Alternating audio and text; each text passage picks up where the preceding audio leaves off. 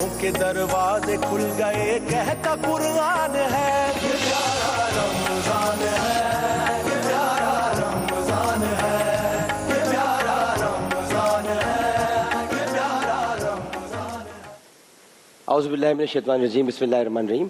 اللہم صلی علی سیدنا مولانا محمد وعلی آلہ وصحبہ وبارک وسلم وصلی علیہ۔ پاکستان میں موجود تمام ہی ناظرین کو پاکستان سے باہر بھارت، متحدہ عرب امارات، تمام خلیجی ریاستیں، مکہ مکرمہ، مدینہ منورہ اور وہاں سے آگے تمام یورپی ممالک بالخصوص برطانیہ، France, Spain, Italy, Germany, Sweden اور وہاں سے بھی آگے ریاستیں متحدہ America, South Africa, Canada, Australia, Norway اور جہاں جہاں اس وقت ایکسپریس ٹیلی ویژن پر ہماری خصوصی ٹرانسمیشن پیارا رمضان سحر عامر کے ساتھ دیکھی جا رہی ہیں، وہاں ٹیلی ویژن سیٹ کے سامنے موجود تمام ناظرین کو اور یہاں موجود تمام حاضرین کو جناب قاری محمد حسین آرائیں صاحب، جناب محمد مکرم علی خان صاحب، جناب شہریار طارق صاحب، جناب محمد عثمان عبید قادری صاحب، ہمارے تمام کیمرہ مین، والنٹیئرز، ہمارے جب آپریٹر، ہمارے تمام ساتھی، فلور انچارج، ان کے ساتھ ساتھ ہمارے لائٹنگ انچارج ان کی پوری ٹیم، ہمارے آڈیو انچارج ان کی پوری ٹیم، شہر کھڑے ہوئے ہیں وہ، اور جتنے ہمارے جو یہاں پر موجود ہیں مجھے نظر بھی نہیں آ رہے وہ بھی، اور ماسٹر کنٹرول روم میں جو موجود ہیں ہمارے جناب پروڈیوسر معیز عمر صاحب، حمود منور صاحب، احتشام بھائی، کامران احمد صاحب، مفتی مسعود احمد صاحب، اور اسی طرح سے ہمارے چیف ایگزیکٹو آفیسر جناب عمران ساری صاحب، جناب عدیل سوری صاحب، محترمہ نعمان صاحبہ، اور جتنے بھی لوگ تامے درمے سخنے اس ٹرانسمیشن میں حصہ لے رہے ہیں، بالخصوص لاہور کی پوری ٹیم جو کہ اس ٹرانسمیشن کو ٹرانسمیٹ کرنے میں اپنا اہم کردار ادا کر رہی ہے وہ، اور تمام میرے ساتھی جنہوں نے جفاکش ہونے کا ثبوت دیا، محنتی ہونے کا ثبوت دیا، اور بھی آخری 1-2 دن رہ گئے اس میں بھی اپنی پوری توانائی کے ساتھ کام کر رہے ہیں، سب کو انتہائی محبت، خلوص، ادب اور احترام کے ساتھ عامر لیاقت حسین کا السلام علیکم۔ ناظرین محترم، ابھی ٹرانسمیشن شروع ہونے سے پہلے ہمارے کچھ دوست آئے ہوئے تھے، بلکہ تشریف فرما علی ریاض صاحب اور ان کے 2 دوست اور بھی آئے ہوئے تھے، تو وہ ہم لوگ بیٹھے ہوئے ابھی گفتگو کر رہے تھے۔ میری عادت ہے کہ جب افطار کی ٹرانسمیشن ختم ہوتی ہے تو پھر اگر جی وی پاکستان ہے تو جی وی پاکستان ہوگا، نہیں ہوتا تو پھر ہماری تاخیراتیں ہوتی ہیں، اور ہم لوگ سوتے نہیں ہیں، مطلب جو لوگ سونے چلے جاتے ہیں، میں ایٹ لیسٹ نہیں سوتا، تو اس میں یہ ہوتا ہے کہ لوگ ملنے کے لیے آ جاتے ہیں تو ان سے ملاقات ہوتی ہے۔ تو ابھی ہم لوگ گفتگو کر رہے تھے، پرانی کچھ باتیں مجھے بتانے لگے، ادب کی کچھ باتیں تھیں، مجھے یاد دلائی کہ آپ نے کسی زمانے میں ٹیلی ویژن پر یہ باتیں کی تھیں، یہ کی تھیں، تو مجھے کچھ باتیں یاد آئیں، تو میں نے سوچا کہ ہاں یہ باتیں کی تھیں اور بتانی چاہیے۔ مثال کے طور پہ وہ بڑی اچھی بات تھی، سب نبی کریم کے متعلق تھی صلی اللہ علیہ وسلم۔ ہماری باتیں اس کے سوا ہوتی کیا ہیں؟ ہم رسول کی باتیں کرتے ہیں، رسول کی باتیں سنتے ہیں، اس کے علاوہ ہاں میرے لب پر حضور کی باتیں، تو میں اصل میں ہم تو یہ باتیں کر رہے تھے، ہاں یہی ہوتا ہے، یہ مقام آ گیا، اور ابھی ہم یہی کر رہے تھے، یہ نبی، آل رسول، ان کے بچے، ان کا گھر، یہی ہمارے گفتگو کا محور تھا۔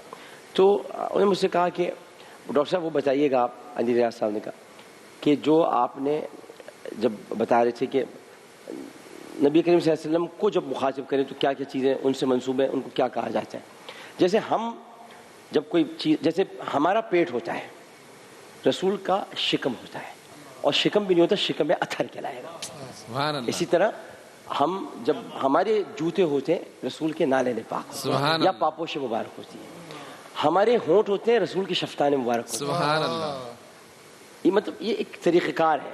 ہمارا منہ ہوتا ہے، ان کا دہن مبارک ہوتا ہے، ہمارا تھوک ہوتا ہے، ان کا لعاب دہن ہوتا ہے، سبحان اللہ۔ یہ سب چیزیں اگر انسان اپنی زندگی میں ادب یہ لے کر آ جائے، کیونکہ ادب پہلا قرینہ ہے محبت کی قرینہ، ادب آئے گا تو پیار بھی آئے گا، عشق بھی آئے گا، ادب بھی نہیں ہوگا، جیسے اللہ سبحانہ و تعالیٰ کے لیے یہ نہیں کہتے کہ اللہ کو یہ برداشت نہیں ہوا، معاذ اللہ، اللہ کو یہ گوارا نہیں ہوا۔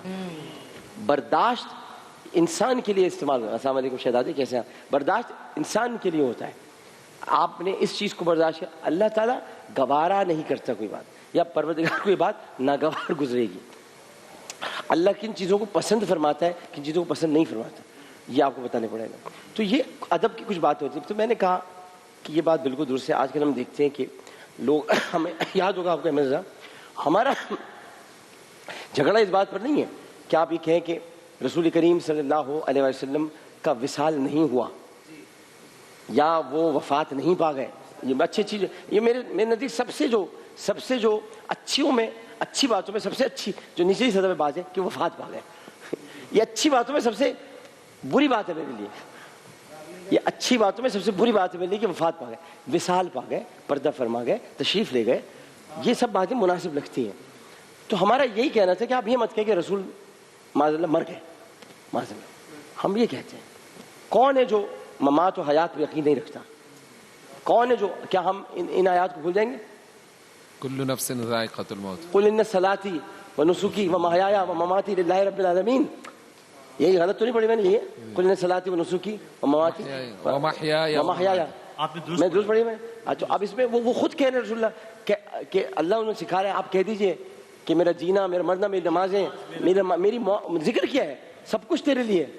تو پھر یہ کیسے ممکن ہے کہ ہم کہہ دیں کہ آپ تشریف نہیں لے گئے؟ لیکن تشریف لے گئے، کیونکہ ہم یہ کہتے ہیں آپ تشریف لے آئے. جب ہم شروع میں بچپن سے کہہ رہے ہیں کہ رسول تشریف لائے 12 ربیع الاول کو، تو ہم اس اگلی 12 ربیع الاول کو یہ کیوں کہہ رہے ہیں کہ وہ وفات پا گئے؟ وہ تشریف لے گئے، جو تشریف لاتا ہے وہ تشریف لے جاتا ہے. تشریف لے سبحان گئے. اللہ. سبحان اللہ. یہ وہ گفتگو ہے جو حضرت ابوبکر صدیق نے کی تھی آپ کے وصال پر، یہ وہ آپ فرما رہے ہیں. ہاں، جو آیات پڑھی تھی انہوں نے، قرآن کی آیات جی، پڑھی تھی، جی. حضرت عمر کو کہا تھا انہوں نے، جی. حضرت عمر سے کہا تھا. حضرت عمر نے کیونکہ تلوار نکالی نکالی تھی، اگر کسی نے کہا تو میں ہاں گردن میں مار دوں، جان سے مار دوں. یہ وہ گفتگو فرما انہوں رہے ہیں. نے فرمایا کہ اگر جو سن لے کہ جو رسول کی عبادت کرتا تھا تو رسول اب نہیں رہے. بڑے تاریخی جملے تھے حضرت ابو بکر، تاریخی جملے. کیا باقاعدہ جو ہاں باکما، جو رسول کی عبادت کرتا ہے سن لے اب رسول نہیں رہے، اور جو خدا کی عبادت کرتا ہے جان لے کہ خدا بھی موجود ہے. کیونکہ وہ زندہ جاوید ہاں، ہے. وہ زندہ ہو جائے. وہ حیات و ممات کے معاملات سے بالکل الگ ہے، وہ منزہ ہے، وہ حی و قیوم ہے. تو یہ ان کے جملے تھے شریعت کی جس پر حضرت مرد فوراً اپنی تلوار گرا دی تھی، اور حضرت ابو بکر سے لپٹ کے بہت روئے تھے رسول اللہ کی وفات کہ میرے نبی چلے گئے. اسی طرح میں آپ کو بتاؤں کہ جب یہ ہم باتیں کرتے ہیں ہمارے ذہن و گمان میں یا وہم و گمان میں بھی نہیں ہوتا کہ ہم کیا بات کر رہے ہیں. ہم جب کہتے ہیں کہ نبی صلی اللہ علیہ وسلم کا میں نے شادیاں کر لیں، شادیاں نہیں کرنی، عقد فرمائے، سبحان اللہ. عقد فرمائے، اور یہ عقد مسنونہ تھے جو آپ اسی کی سنت میں کرتے ہیں. اور یہ باتیں بھی بہت ساری، جیسے کہ ہم لوگ کہتے ہیں ان باتوں پر میرا بنیادی بات یہ کہ ہم وہ بات کریں کیوں کہ جس بات پر ہمیں بھی تھوڑا سا شک ہو جی. اور اس بات کا ذکر نہ کیا جائے. مجھے کسی بات پر شک ہے، میں اس کا ذکر نہیں کرتا، لیکن اگر مجھے کوئی کہلوانے کی کوشش کرے کہ یہ بات آپ کہیں کیونکہ حدیث کی کتاب میں لکھی ہوگی، حدیث کی کتاب میں لکھی، قرآن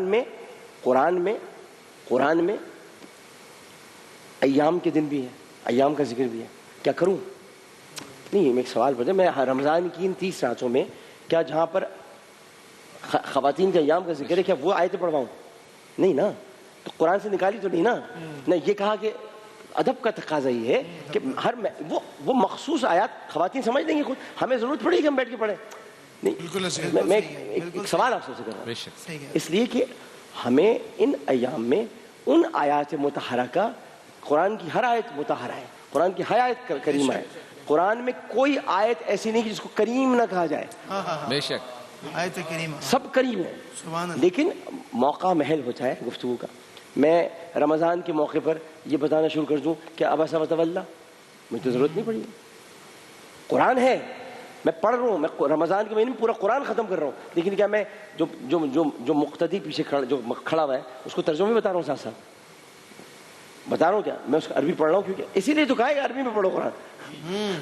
جو اہل زبان ہے، اہل عرب ہے، وہ سمجھتے ہیں عربی کو، وہ سمجھتے ہیں، لہٰذا وہ ان صورتوں پر آپ ان کا کبھی میں آپ کو لے کر چلوں گا. چلے سعودی عرب میں کبھی آپ کو تراویح پڑھاتے ہیں، یا کبھی آپ وہاں پڑھو یا کبھی نماز پڑھ لو.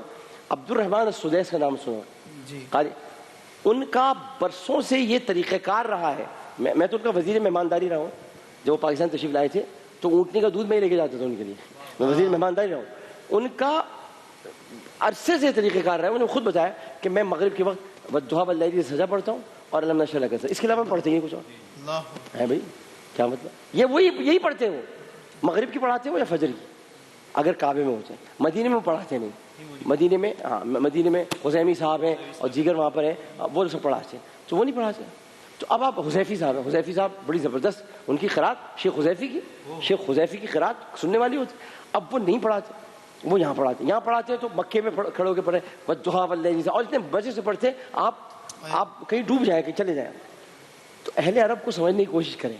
وہ بھی مثال کے طور پہ میں آپ کو بتا دیتا ہوں، حضرت عمر کے زمانے میں، حضرت عمر فاروق رضی اللہ تعالیٰ عنہ کے زمانے میں کسی شخص کو بڑی عادت تھی سورہ عبسہ پڑھنے کی، عبسہ وتولیٰ پڑھنے کی بڑی پڑھا، آپ کو واقعہ پتہ ہے؟ تو ہوا یہ کہ وہ حضرت عمر کو کسی نے بتایا کہ ہاں میں وہی بتا رہا ہوں، تو ان کو کہا کہ وہ کسی نے شکایت کی کیا یا امیر المومنین مسئلہ یہ کہ ہم جہاں نماز پڑھتے ہیں ایک تو مسجد نبوی میں ہوتی تھی، وہ تو حضرت عمر خود پڑھاتے تھے، اب اور بھی مساجد ہیں قرب و جوار میں اور بھی مساجد، تو انہوں نے کہا یا امیر المومنین مسئلہ یہ ہے کہ ہم جس مسجد میں نماز پڑھتے ہیں وہاں پر جو قاری صاحب ہیں، جو امام صاحب ہیں، وہ عبسہ وتولیٰ کی روز تلاوت کرتے ہیں ہر صبح فجر میں، تو یہ ذرا آپ بلا کر پوچھیں، ہو سکتا ہے کوئی فضیلت ہو جو ان کو پتا ہو۔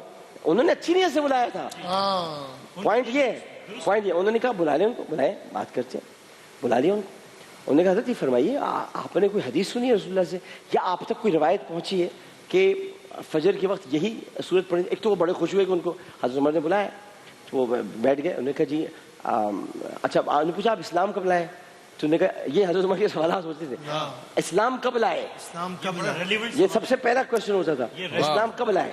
یہ کب لانے والوں کا بڑا مسئلہ ہے بھائی، آج سابقون اولون کے مسائل کچھ اور ہیں، ان کی عزت اور ان کا مقام کچھ اور ہی ہے، 40 مسلمانوں کا شروع کے 40 مسلمان، بے شک، اور پھر بدری مسلمان، پھر فتح مکہ سے پہلے کے مسلمان، فتح مکہ کے بعد کے مسلمان، ان میں سب میں بڑے مسائل ہیں، اس میں جی ہاں بہت، اسی میں بہت ساری باتیں ہیں۔ تو پوچھا آپ کب اسلام لائے؟ کہ جی میں تو مدینے میں اسلام لایا تھا۔ اچھا تو آپ انصاری ہوئے؟ جی آپ انصاری، یہ سب گفتگو ہے، آپ انصاری ہوئے؟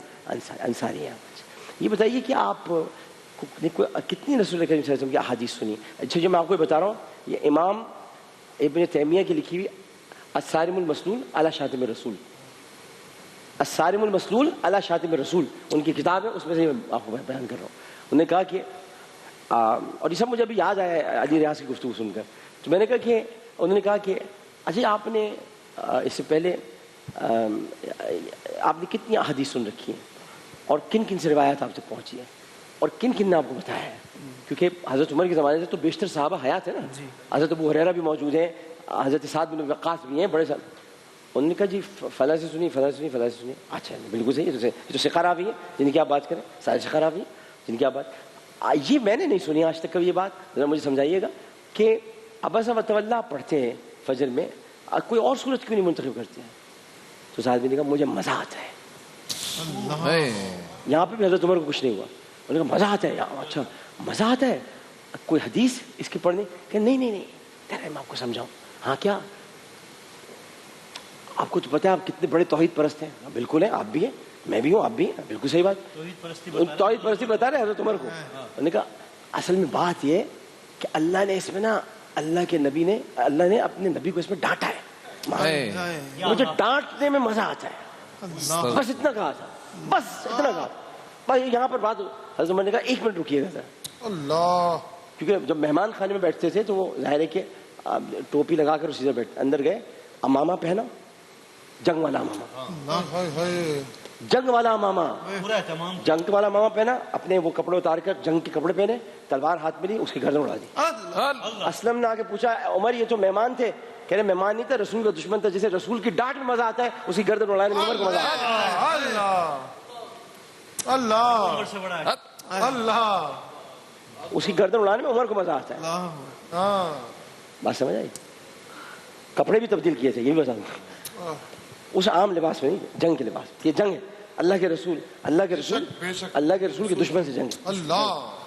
صورت میں مزہ آ رہا ہے جس میں رسول مزہ آتا ہے، مزہ آتا ہے، مزہ آتا ہے رسول کو یہ کہنے میں مر گئے، مزہ آتا ہے، چکھائیں پھر مزہ، مزہ آتا ہے، مزہ آتا ہے، مزہ لے لے بھائی، مزہ لے لو۔ حضرت عمر نے پھر مزہ چکھایا۔ ادب مصطفیٰ بنیاد ہے اسلام کی، ادب مصطفیٰ، اللہ تعالیٰ نے پورے قرآن میں سوائے ادب کی کچھ نہیں سکھایا۔ لا ترفعوا اصواتکم فوق صوت النبی، ادب ہی تو ہے، اے ایمان والوں میرے نبی کی آواز سے اپنی آواز کو بلند مت کرنا، اگر بلند ہوئی، اور اس طرح بھی نہیں کرنا وَلَا تَجْهَرُوا لَهُ بِالْقَوْلِ كَجَهْرِ بَعْضِكُمْ لِبَعْضٍ، اور اس طرح بھی نہ پکارو جیسے آپس میں ایک دوسرے کو پکارتے ہو، شہری مکرم احمد رضا، نہیں نام محمد کوئی نہ لے سوائے رسول اللہ کی, کوئی نام سبحان نہ اللہ. کوئی نام نہ لے. اللہ آپس میں ایک دوسرے کو پکارو تو ایسے نہیں پکارو, ان تحبط اعمالکم وانتم لا تشعرون, تمہارے اعمال ایسے تباہ کر دوں گا تو پتہ بھی نہیں چلے گا, ہاں ہاں تو پتہ بھی نہیں چلے گا. اور اس کی امپلیمنٹیشن قیامت تک کے لیے ہے. یہ قیامت ڈاکٹر صاحب اس کو بھی ذرا کلیئر کیجیے گا کہ آج کے دور میں اگر اس بات کو ہم لیتے ہیں کہ رسول کی آواز سے اپنی آواز کو بلند نہ کرو تو ان کے کال میں جو ایڈیشنل چیزیں یا آج کے دور میں رسول کی آواز کو آواز سے بلند نہ کرنے کی بات یہ کہ کوئی حدیث آپ کے سامنے ہے اور آپ کہ میں اس کو نہیں مانتا, یہ رسول کی آواز سے آپ نے اپنی آواز کو بلند کر دیا, یا آپ نے حدیث کا انکار کر کے اپنی آواز کو رسول کی آواز سے بلند کر دیا. آپ نہیں مانتے کون ہے؟ ہاں بالکل, آپ بتائیں تحقیق کیا ہے آپ کی, جیسے انہوں نے پوچھا راویوں کے نام بتائیے, تحقیق بتائیں, اسماء الرجال میں جائیں, یہ علم میں فن ہے بھائی, فن رجال, حدیث میں فن رجال ایک فن ہے, مجھے آتا ہے یہ فن. میں نے آپ کو کبھی دیکھا نہیں ہوگا آپ نے مجھے کہ میں کوئی ایسی حدیث بیان کروں جس میں کسی عالم کی طرف سے انگلی اٹھ جائے. یہ فن مجھے پتا ہے نا, فن رجال کیا ہے, فن اسماء الرجال مجھے پتا ہے, کس کون سا ثقہ راوی تھا, کون سا ثقہ, جیسے حضرت عروہ بن مسعود ثقفی بہت ثقہ راوی ہیں, بہت بڑے ثقہ راوی ہیں, لیکن آخر میں انہیں ڈائمنشیا ہو گیا تھا. امام ترمذی لکھتے ہیں ڈائمنشیا کی بیماری تو کوئی دریافت نہیں تھی, ہمیں آج پتہ چلا ہے ڈائمنشیا کیا ہوتا ہے. ڈائمنشیا یہ ہوتا ہے کہ ڈائمنشیا میں آپ آدھی بات چھوڑ دیتے اور اگلا سمجھتا ہے کہ اب کچھ نہیں کہا آپ نے. مثال کے طور پر میرے والد کو ڈائمنشیا ہوا تھا, تو انہوں نے کہا عامر وہ کھڑکی اور رک گئے.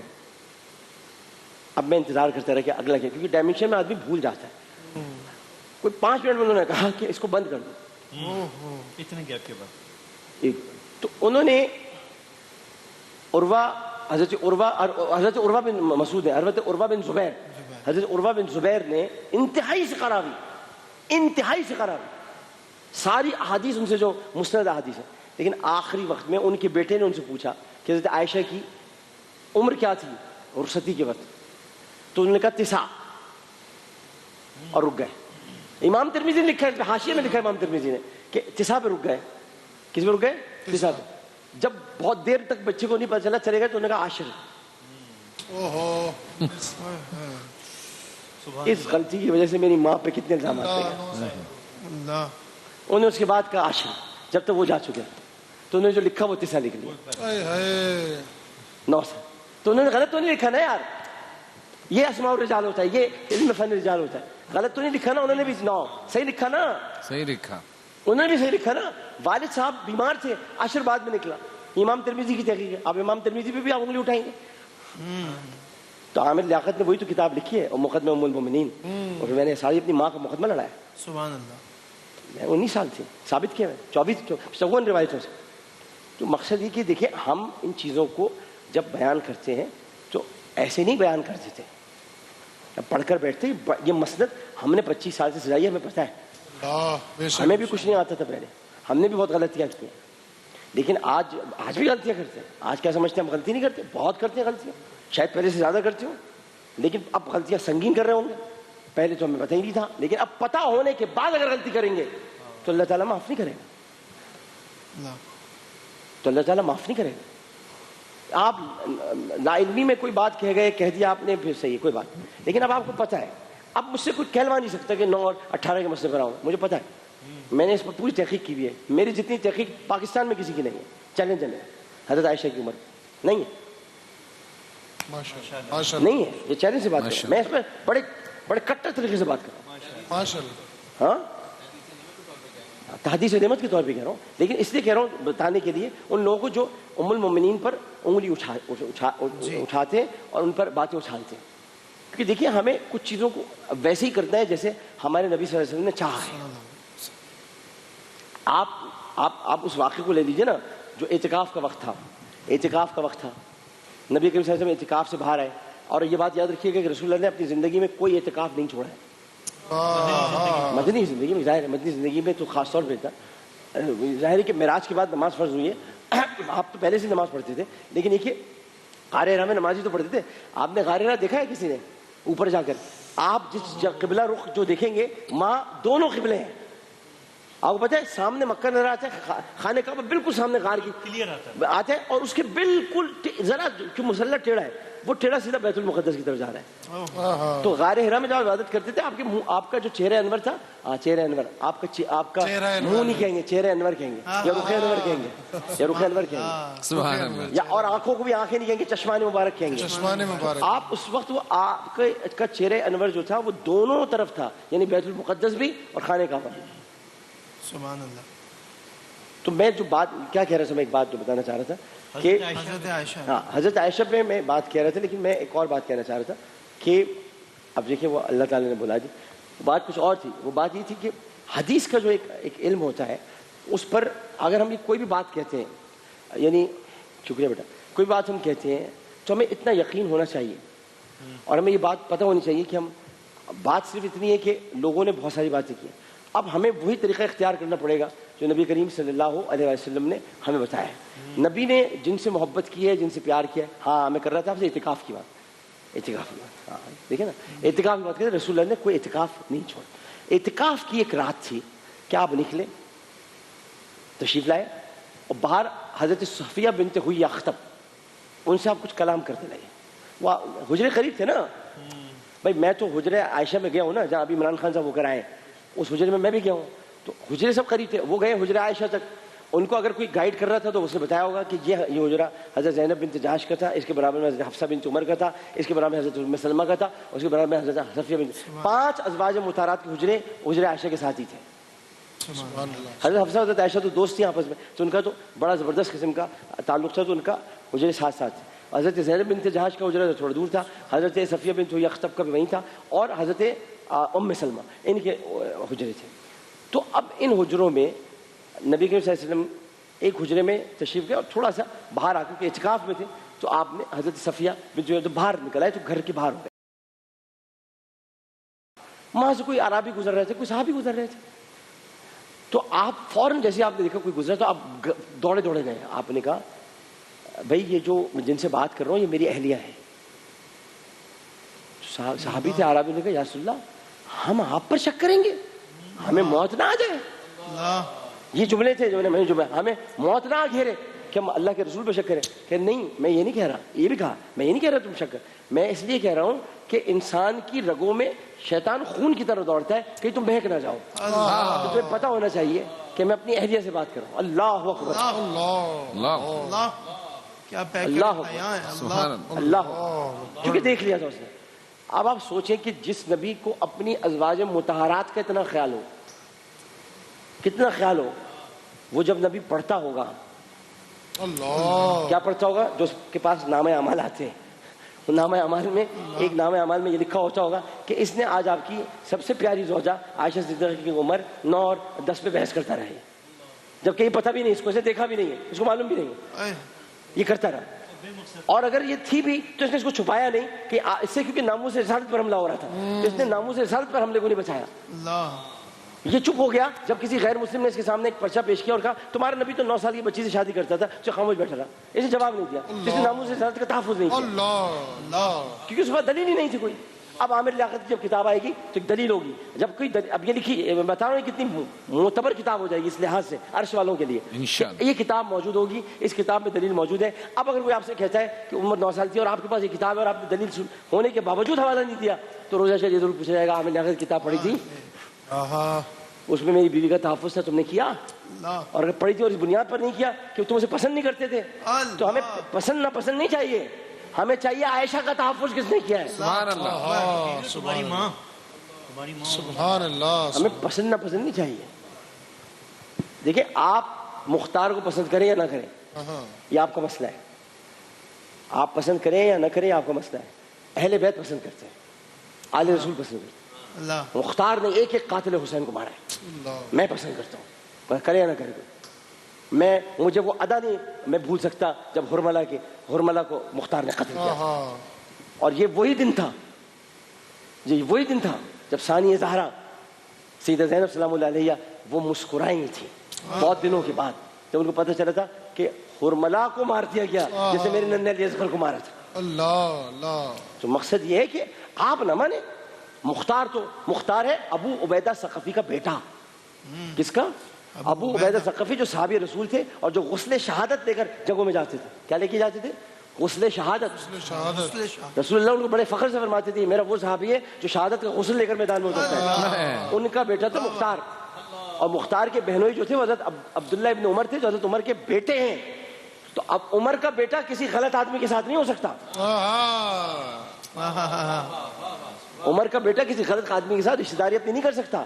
اور ابو عبیدہ ثقفی کا بیٹا صحابی کا بیٹا, اور جو آئے ہی بدلہ لینے کے لیے قاتل ہو, جس کا اس کے علاوہ اور کوئی کام نہ ہو. تو اب ایک روایت بنتی ہے کہ ایک کاذب ہوگا, ایک ظالم ہوگا. لوگ کہتے ہیں کہ کاذب کی طرف نسبت کرتے ہیں, لیکن ہمیں کچھ ملا نہیں اس سلسلے. میں نے بڑی تحقیق کی ہے, ہمیں ملا نہیں.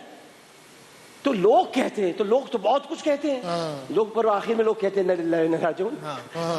آخر میں تو لوگ یہی کہتے ہیں. تو یہ مت سوچیے کہ لوگ کیا کہیں, یہ سوچیے کہ قاتلان حسین کا کو واسطے جہنم جس نے کیا وہ کتنا عظیم آدمی ہوگا. تو یہ ایک پوری تاریخ ہے, اس کو سمجھنے کی ضرورت ہے. تاریخ بھی ہے, دین بھی ہے. دین آپ کا یہی ہے بس, لا الہ الا اللہ محمد رسول اللہ. دین آپ کا یہ نماز. دین آپ کا کیا, میں نے آپ کو کل امام محمد مہدی کا قول سنایا تھا, کیا کہ اپنی ناک کو نماز کے لیے رگڑو, اس سے شیطان کی ناک رگڑی جاتی ہے. وہ آپ کو کیا سکھا کے جا رہے ہیں؟ نماز. امام حسین آپ کو کیا سکھا رہے ہیں؟ نماز. بھائی خاندان کے اس چشم و چراغ نے جس سے امام مہدی آئیں گے وہ نماز پڑھتے پڑھتے چلا گیا, اور جو آ رہا ہے وہ بتا رہا ہے کہ نماز پڑھو. تو پیغام تو نماز ہوا نا بھائی, اساس تو وہی ہے نا. تو عمل کی میرے اساس کیا ہے؟ بجوز ندامت کے پاس کیا ہے؟ رہے سلامت. تمہاری نسبت. تو میں آپ کو بتا تو رہا ہوں, آپ کیوں نہیں سمجھ آ رہے کہ عمل کی اپنے اساس کیا ہے؟ نماز. بچوس ندامت کی بات نہیں پڑھی صحیح طرح. رہے سلامت تمہاری نسبت. میرا تو بس آسرا یہی ہے, یہ ٹوٹی پوٹی عبادتیں کیا پیش کرو گے خدا کے سامنے؟ خدا کے سامنے پیش تو تم ہوگے, پیش کرو گے نہیں, پیش ہوگے. اور جب پیش ہوگے اسے رسول کہیں گے میرا امتی ہے, خدا چھوڑ دے گا تم کو. آپ کو تو یہ دیکھنا ہے, آپ کو تو یہ دیکھنا ہے. یا آپ ان چکروں میں پڑ جائیں گے کہ میں نے نمازیں پڑھی درست ہیں. تمہیں کیا پتا درست ہیں؟ تمہارے قیام, تمہارے سجود, تمہارے رکوع, تمہارا جلسہ, تمہاری انگلی کی شہادت کی انگلی کو اٹھانا کتنی دیر تک اٹھائی, کتنی دیر تک گرائی, کہاں تک کھڑی, تمہیں کیا پتا؟ تم کیا جانو؟ تمہاری عبادت ٹوٹی پھوٹی ہے. وہ تو پختہ ہے, میں تو خام ہوں. وہی پختہ ہے, میں تو خام ہوں, کیونکہ میں تو پنجتن کا غلام. میں خام ہوں, خام را مٹیریل ہوں. نماز دور کی بات ہے, وضو بھی پتہ نہیں صحیح کیا, وضو بھی نہیں پتا. وضو اور طریقہ کیا ہوتا ہے بتانے کا, کیا ہوتا ہے, وضو کے فرائض بھی نہیں پتا, سنت نہیں کیا کر رہا ہے. تو طریقہ کیا ہوتا ہے؟ یہ نہیں ہوتا ہے نا. تو میں بتاتا ہوں. طریقہ یہ ہوتا ہے حسنین سے سیکھو. حسنین کریمین سے اس لیے ذکر کیا ہے کہ آپ یہ کہیں گے. حسنین کریمین سے سیکھو. کہ کوئی صحابی وضو میں کوئی غلطی کر رہے تھے, انہوں نے کہا چچا جان آپ ذرا دیکھیے گا ہم وضو صحیح کر رہے ہیں کہ نہیں کر رہے, ہم وضو صحیح کر رہے ہیں کہ نہیں کر رہے. انہوں نے وضو کرنا شروع کیا. دونوں بھائیوں نے, دونوں بھائی تھے, امام حسن بھی تھے, امام حسین. وضو کرنا 7 سال کے 5 سال کے دونوں موجود. انہوں نے وضو کرنا شروع کیا, وضو کیا انہوں نے اور کر کے دکھایا. اچھا جان ہم سے کوئی غلطی تو نہیں ہوئی؟ تو نے گود میں اٹھا لیا, کہا مجھ سے غلطی ہوئی ہے, تم لوگوں سے. صحابی بھی ہو تو ایسا صحابی ہو یار, یہ ہوتے ہیں صحابی. انہوں نے یہ وضو کس سے سیکھا اس لیے ہم صحابہ سے محبت کرتے ہیں, پیار کرتے ہیں, صحابہ پر جان چھڑکتے ہیں. انہوں نے یہ وضو کس سے سیکھا تھا؟ انہوں نے وضو سیکھا مصطفیٰ سے. ان کے لیے تو وضو گھر کی عام سی بات ہے نا, گھر کی بات ہے. اور ارے وضو کی بات چھوڑے, رسول کے گھر میں ایک بچے نے صرف لوٹا وضو کا رکھ دیا تھا, آپ نے اس کو عباسی خلیفہ یعنی عباس سلطنت عباسی پوری دے دی اس کو, اور یہ دعا کی کہ ابن عباس کی نسل سے پوری حکومت ایک پوری. آج جو بنو عباس ہے وہ اس لوٹا رکھنے کی وجہ سے, جو وضو کے لیے رکھا تھا اس وجہ سے ابن عباس, سبحان اللہ, یعنی بنو عباس جس کو کہتے ہیں سارے خلیفہ. لیکن انہوں نے کیا کیا؟ سادات کا قتل عام کیا. اب کیا آپ نے رسول اللہ کی دعا تھی بنو عباس کو, تو سادات کا قتل عام کرنے کے لیے دعا تھوڑی دی تھی, یہ تو وضو کا پانی رکھنے پہ دی تھی. یہ تو اللہ تعالیٰ نے آپ کو انسان بنایا تھا عبادت کے لیے, اس لیے بنایا تھا نا. اب اگر آپ منکر ہو گئے تو اس میں کہ آپ اپنی ساری برائیاں معاذ اللہ کی نسبت کر دیں گے, پھر تو شیطان کہہ رہا. جتنی برائیاں ہیں سب آپ کی شامت اعمال کی وجہ سے, اور جتنی اچھائی ہیں سب اللہ کی وجہ سے. سبحان اللہ, یہی بات, یہ ایمان اگر نہیں ہو تو فارغ ہیں آپ. یہی بات. میں بیمار تو میں ہو گیا, بیمار اللہ نے کر دیا. اللہ بیماریاں بھیجتا, اللہ کوئی بیماری نہیں بھیجتا, بکواس ہے. قرآن کی آیت کے مطابق اللہ کوئی بیماری نہیں بھیجتا. وَإِذَا مَرِضْتُ فَهُوَ يَشْفِينِ, بیمار میں ہوتا ہوں شفا اللہ دیتا ہے.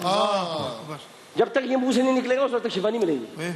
حضرت ابراہیم کی دعا ہے, بیمار میں ہوتا ہوں, میں یہاں میں ہوتا ہوں, شفا وہ دیتا ہے. آپ کے اللہ نے اللہ بیماری بھیجتے نہیں, اللہ تو راحتیں بھیجتا ہے, اللہ تو انعامات بھیجتا ہے, اللہ تو سکون بھیجتا ہے, اللہ تو آرام بھیجتا ہے. بے شک بے شک. یہ فساد آپ کے اپنے اعمال کی وجہ سے اندر ہوتا ہے. یہ آپ کی شامت اعمال کی وجہ سے آپ کے اندر آپ کے اپنے اعمال ہیں جو آپ کو بیمار کر دیتے ہیں. افی قلوبہم مرض, ان کے دلوں میں بیماری ہے. ایک دل کی بیماری بھی ہوتی ہے, دل کی دو طرح کی بیماری ہوتی ہے, ایک جسمانی جس کے لیے آپ کو ٹبا جانا پڑتا ہے یا کارڈیو ویسکولر جانا پڑتا ہے, اور ایک روحانی جس میں آپ کا دل فارغ ہو چکا ہے. حسد, نسد, جلن, تہمت, بہتان, حسد, تہمت, بہتان, الزام, یہ ہے آپ کے دل کی روح کی بیماری. بہت گندی بیماری, اس کا تو کوئی علاج ہی نہیں ہے, اس کا تو کوئی علاج ہی نہیں. تو میرا کہنے کا مقصد یہ تھا جو میں بتانا چاہتا ہوں, میں معذرت چاہتا ہوں آپ کو قرات کے نشان دینے کہ ابھی ہم کر لیتے ہیں. یہ اچھی باتیں ہو رہی ہیں. صرف اتنا کہ ادب اپنی زندگی میں لے کر آئیں. آپ رسول کریم صلی اللہ علیہ وسلم کو آپ سے کچھ نہیں چاہیے. اجر رسالت یہ ہے کہ آپ ان کے گھر والوں کا اچھی طرح ذکر کریں, ان کے بچوں کا جب نام لیں تو آنکھوں میں آنسو آ جائیں. آنے اس لیے چاہیے کہ ان کے بچوں پر ظلم ہوا, اور ادب بھی آنسو لے آتا ہے, کبھی کبھی ادب بھی آنسو لے آتا ہے. میرے ماں باپ آج نہیں ہیں, لیکن جب ان کا ذکر ہوتا ہے تو آنکھوں میں آنسو آ جاتے ہیں. کیوں آتے ہیں؟ ان کے غم میں نہیں, میرا مال ہی نہیں تھا وہ, تو میں غم کس بات کا. انا للہ و انا الیہ راجعون. مجھے ادب کی وجہ سے آتی کہ میں اب میری ماں کہاں ہے کہ جس کا میں ادب کروں, یا جو مجھے ڈانٹے, یا میرا باپ کہا ہے جو مجھے غصے سے کہے عامر کیا کر رہے ہو تم, جب کون کہے گا مجھے. ماں کہا ہے جس کے قدم کو میں چوموں. ہاں, ماتھا کہا ہے, ارے ماں کے پاؤں کہا ہے جن کو میں چوموں. مطلب یہ کہ یہ سب چیزیں اب یاد ہیں. یہ آداب سارے یار وہ اس سے 30 سیکنڈ مجھے دو, وضو کی جو اہمیت ہے اس کو یہ تحفہ دے دو یار اس وقت آج امت کو. ایک شخص آیا رسول پاک صلی اللہ علیہ وسلم کی بارگاہ میں, یا رسول اللہ مجھ پہ حد قائم کیجئے, مجھ سے ایسا جرم ہو گیا جس پہ حد قائم ہوتی ہے, آپ سمجھ جائیں وہ کون سا جرم ہوتا ہے. رسول اللہ نے اس کو اشارہ کیا, جا وضو کر کے آ. وہ گئے اور وضو کر کے آئے, اور پھر آپ کی اقتدا میں نماز پڑھی, اور نماز پڑھنے کے بعد اس نے وہ بات دہرائی, یا رسول اللہ مجھ پہ حد قائم. تو نے وضو کیا درست طریقے سے؟ یا رسول اللہ وسلم بالکل کیا. تو نے میری اقتدا میں نماز پڑھ لی؟ جی یا رسول اللہ پڑھ لی. جا تیرا گناہ معاف ہو گیا. اللہ اکبر. وہ ان پر صاحب اختیار ہے نا. تو بتانے دو چیزیں بتانی چاہیے کہ صاحب اختیار ہے, رسول جو چاہے شریعت میں ترمیم کر سکتے ہیں. سبحان اللہ. جس کی مثال میں آپ کو بتا دوں, مرد پر سونا پہننا حرام. جی, مرد پر سونا پہننا حرام, نہیں پہن سکتا. لیکن ایک صحابی تھے, ان کی ایک ناک کٹ گئی تھی اس میں جنگ میں, تلوار کا زور لگا تھا, تو انہوں نے چاندی کی ناک بنا دی تھی. چاندی کی ناک بنوائی تھی اور وہ لگا دی تھی. چاندی کی ناک میں ہوا کہ کچھ دنوں بعد چاندی میں سڑ گئی, تو اس میں سے بو آنے لگی چاندی میں. تو ان کو تکلیف گرا گزرا ان پر, تو وہ رسول اللہ کے پاس گئے. انہوں نے کہا یا رسول اللہ میں سونے کی ناک پہن سکتا ہوں؟ ہم نے کہا تم پہن سکتے ہو, جاؤ. اللہ اکبر. ما آتاکم الرسول فخذوه وما نهاکم عنه فانتهوا. ما آتاکم الرسول فخذوه وما نهاکم. سبحان اللہ. رسول جو دیں وہ لے لو. ما آتاکم الرسول فخذوه فخذوه وما نهاکم. اب میں شروع میں پڑھ دی تھی, ابھی میں ایک دم رسول جو دیں اسے لے لو, جسے روک دیں اسے رک جاؤ. اور ایک صحابی کو تو وہ کڑا بھی دیا نا, وما نهاکم عنه فانتهوا, کہ وہ رسول جو دیں اسے لے لو, اور جسے روکیں اسے رک جاؤ. اب آپ دیکھیں کہ جس سے روکیں اسے رک جاؤ. آپ نے سونے کی ناک اس کو پہنوا دی, آپ کے پاس اختیار ہے, آپ جو چاہیں کریں. شریعت کے مالک بھی آپ ہیں, شریعت کے رہبر بھی آپ ہیں. کوئی چیلنج نہیں کر سکتا. چیلنج کر نہیں سکتا رسول کے کسی فیصلے کو, کوئی چیلنج نہیں کر سکتا. جس کے لیے جو رسول نے خاص کر دیا کر دیا, جس کے لیے رسول نے عام کر دیا کر دیا, جس کو رسول نے خاص بنا دیا بنا لیا, جس کو رسول نے اپنے پاس سے بھگا دیا, جسے چاہا در پہ بلا لیا, جسے چاہا اپنا بنا لیا, جسے چاہا جسے وہ چاہے بس وہی ہے, جسے چاہو پاس بلا لیا. جسے پاس جو روزے رسول میں چلا گیا ہمارے لیے محترم ہے, وہ جو بھی ہے. ان چیزوں میں نہیں پڑنا چاہیے. شریعت ان کی یہ رسول کے معاملات ہیں. دیکھیں ایک بات یاد رکھیے گا, میں اپنی بات چلی نہیں کرتا. ابھی خان صاحب گئے, اس سے پہلے مشرف صاحب گئے, جو گئے, روز رسول کے دروازے کھلتے ہیں, ارے کے لیے نہیں کھلتے ہیں. بات یاد رکھیے گا کہ روز رسول کے دروازے یہ رسول کا گھر ہے, پرائیویٹ پراپرٹی ہے. خانہ کعبہ کا دروازہ کھلنا بڑی بات نہیں, کیونکہ وہ تو ابو جہل کے لیے بھی کھلا تھا. یہ وہ پاک گھر ہے جس میں کوئی کافر کبھی گیا ہی نہیں.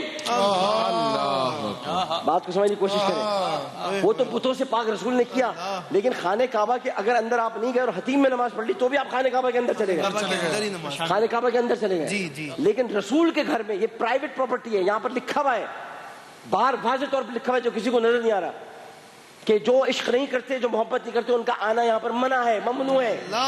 یہ میرا گھر ہے, میں خود بلانا چاہوں گا تو بلاؤں گا. اور کہاں بلاؤں گا؟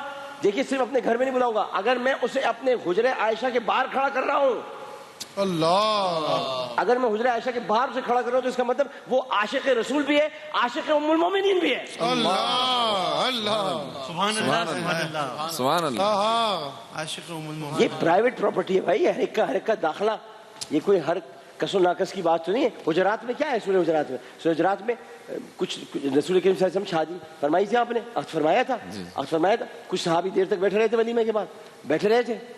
اب وہ جان نہیں رہے تھے, رسول بھی نہیں ان کو بھیج رہے تھے, کیونکہ رسول کی طبیعت, آپ کی طبیعت بہت نظیف طبیعت ہے. آپ نظیف کہتے ہیں, بہت نازک طبیعت, نظیف طبیعت ہے, بہت پیاری طبیعت ہے.